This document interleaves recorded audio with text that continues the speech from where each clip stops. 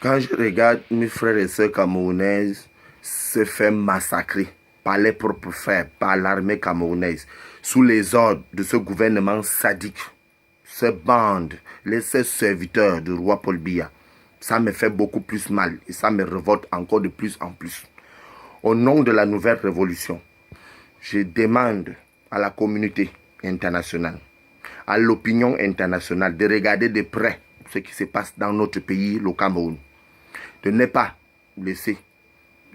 se laisser tromper par des oiseaux de mauvaises ordures comme le Issa Chiroma qui se lève un matin, il transforme la vérité en mensonge pour faire croire aux gens que le Cameroun est en paix, il n'y a rien. Cependant, il a financé le Boko Haram au nord du Cameroun. Nous avions vu et nous avons des preuves. Issa Chiroma, le respect est en train de finir. La haine s'installe à la place de la vérité. Regardez comment notre pays est sous le volcan. Il suffira que quelqu'un de vous, l'un des serviteurs de Paul Biya, claque une bûchette d'allumettes pour que le Cameroun s'enflamme. Et nous sommes prêts pour cela. Moi, je vous le dis, moi, Ramon Kota, si vous ne prenez pas vos responsabilités à main, vous ne cessez pas, vous ne retirez pas les troupes au nord du Cameroun, vous allez bien être interpellés. Et je serai là pour vous faire arrêter. Moi, Ramon Kota. Quand je regarde un prisonnier comme à Tangandi, quelqu'un qui a passé toute sa vie en prison, encouragé à ce qu'on garde des prisonniers politiques, et en utilisant l'armée camerounaise, les jeunes lieutenants, les jeunes commandants, les jeunes colonels qui reviennent de Cienci en France, et ceux qui sortent de l'ENAM à Yaoundé pour les envoyer dans les zones comme Bamenda, c'est pendant celui qui finance ce trouble-là pour pouvoir se faire acheter les maisons de luxe aux États-Unis en dépensant l'argent du contribuable, les centaines de millions de dollars, que lorsqu'on regarde bien, ça devient les milliards en CFA, lorsqu'on convertit. Je te rappelle, toi, à Tangandi, tu n'es rien qu'un prisonnier. Tu ne peux pas donner les ordres aux militaires parce que moi, je fus un vrai formé et diplômé. Je le suis, j'ai servi dans certains pays, donc vous le savez déjà.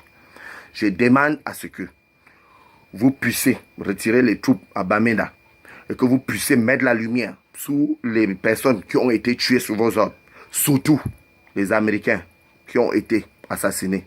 J'attire l'attention du président américain, Donald Trump, de regarder de près ce qui se passe, de ne pas se faire manipuler par ce gouvernement sadique, ces tricheurs, parce que la justice n'existe plus dans notre pays.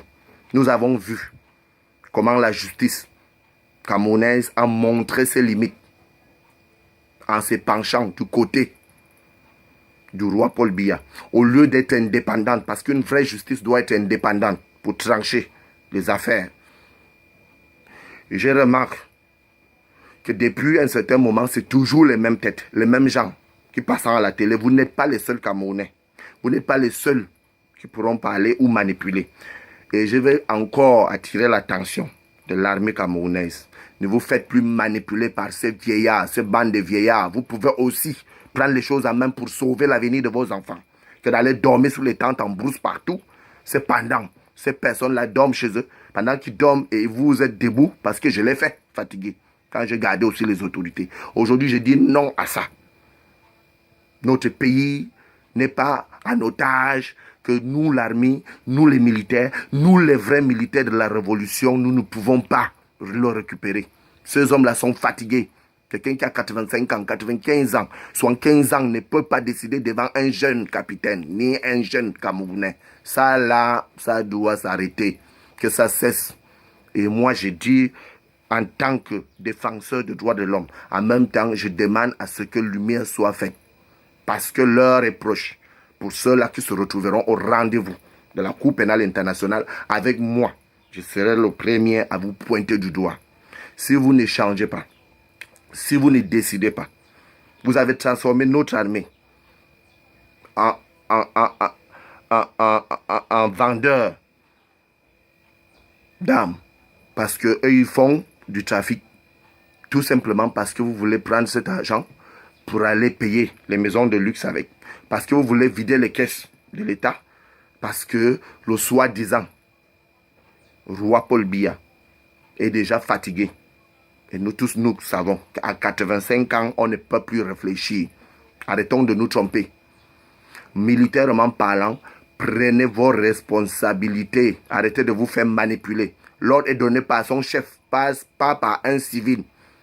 Vous vous laissez manipuler par des civils. Ça là, je dis non à ça. Militairement parlant, ça ne se fait pas. Je profite à remercier ceux qui ont regardé sous la même direction que moi, qui se sont mis debout, la diaspora camerounaise, ou qui se trouvent dans le monde entier. Je vous tire un coup de chapeau et le combat ne fait que commencer. Parce que nous allons prendre notre pays à main. Je vous remercie.